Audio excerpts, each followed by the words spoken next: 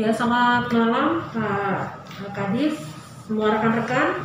Malam hari ini kita kembali dalam video conference yang difasilitasi oleh Dinas Komunikasi dan Informatika Kabupaten Mimika. Pak, untuk malam hari ini sehat ya Pak? Semangat ya? Masih tetap yang sama ya? Baik, mudah-mudahan juga rekan-rekan demikian. Boleh Pak kita memulai dengan pada hari ini hasil tracing di wilayah Tembagapura itu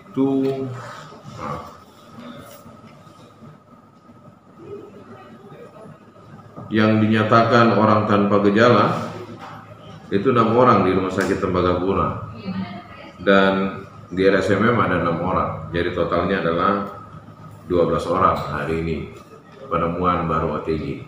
12 orang, 6 dari Tembagapura dan 6 dari Rumah Sakit Mitra Masyarakat. Kemudian juga pertanyaan yang lain, apa yang berubah signifikan Pak dari perubahan ke tanggap darurat? Oke. Saya pikir pertama, siaga darurat itu jika belum ada kasus. Pembatasan sudah dilakukan sama. Yang kedua, tanggap darurat ketika satu kasus meningkat secara signifikan dalam waktu tertentu yang tidak terlalu lama, maka status itu dirubah.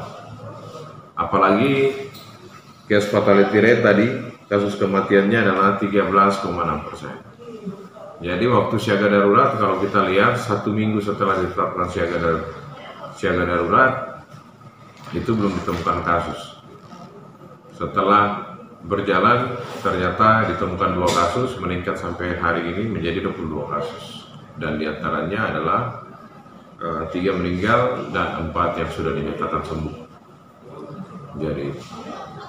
Jadi artinya bahwa puncaknya diperkirakan kapan Pak? Kalau kami membuat model, mestinya kalau perhitungan kami rata-rata di Timika sejak tanggal 11 sampai hari ini harus ada 5 kasus. Tapi ternyata hanya 3 kasus. Nanti kita bisa lihat ke depan. Rata-rata kami prediksi setiap hari ada 1 kasus. Jika berdasarkan hitung-hitungan kami, kemungkinan itu ada di tanggal 28 April tahun 2020. Dan ini bisa turun tergantung ada beberapa pendekatan. Yang paling utama adalah pergerakan masyarakat. Jika dari jumlah penduduk di distrik yang berwarna merah, yang jumlah kasusnya banyak, itu yang bergerak cuma sekitar 25 orang dari 100 orang, maka kita bisa mencapai itu paling enggak di bulan Juni tanggal 13. Tetapi kalau pergerakan penduduk antara dari 100 orang masih tetap atau 50%-nya masih bergerak, berarti kita ada di bulan Juli. Kalau pergerakan penduduk keluar rumah masih 75%, kita ada di bulan Agustus. Jadi ending epidemi ini, ending pandemi ini di Timika itu ditentukan oleh masyarakat. Kami memprediksikan di tanggal 28, jika penambahan kasus baru mulai dari tanggal 11 sampai tanggal 28 ada antara sekitar 29 sampai 30 kasus, maka kita akan kehilangan tempat tidur. Lebih kurang ada 2 ruangan yang tidak bisa, jadi pasien pada akhirnya kita harus memilih rumah sakit lain untuk merawat pasien-pasien yang non-COVID, dan RSUD Mimika akan dipersiapkan untuk COVID. Jadi ini yang harus kami butuh kerjasama dari masyarakat. Pertemuan besok kami dengan RT dan RW serta lurah ini menjadi hal penting untuk ada diberlakukannya pengawasan sosial oleh penduduk setempat.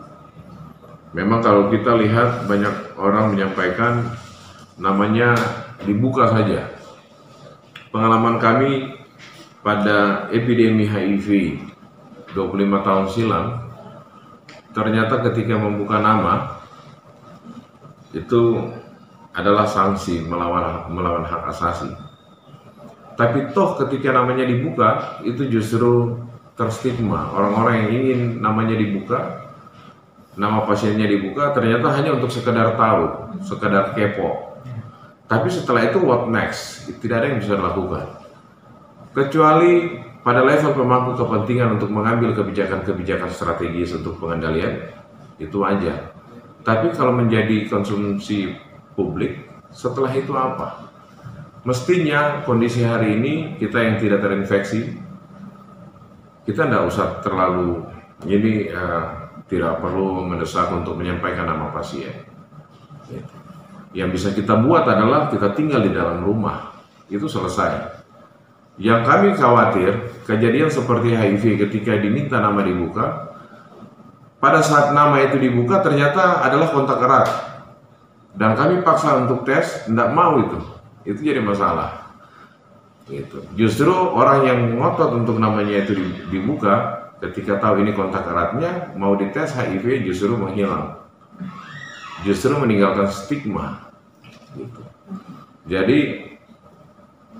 pada prinsipnya pemerintah Kabupaten Mimika sudah melaksanakan tugas, menyampaikan ini ada kasus, dan setiap saat meningkat, ini ada di kelurahan ini, ada di kelurahan ini, ada di distrik ini. Itu menjadi modal untuk orang yang belum sakit atau belum terinfeksi untuk hati-hati untuk tinggal dalam rumah. Kita lihat sudah hampir 250 OTG yang ada di sekitar kita. Paling gampang hitungnya begini, satu kasus COVID-19 dia akan memaparkan ke 27 orang. Artinya kalau setiap 27 orang berkumpul di satu wilayah, pasti satu diantaranya adalah COVID-19. Kemudian yang jauh lebih tinggi adalah orang tanpa gejala.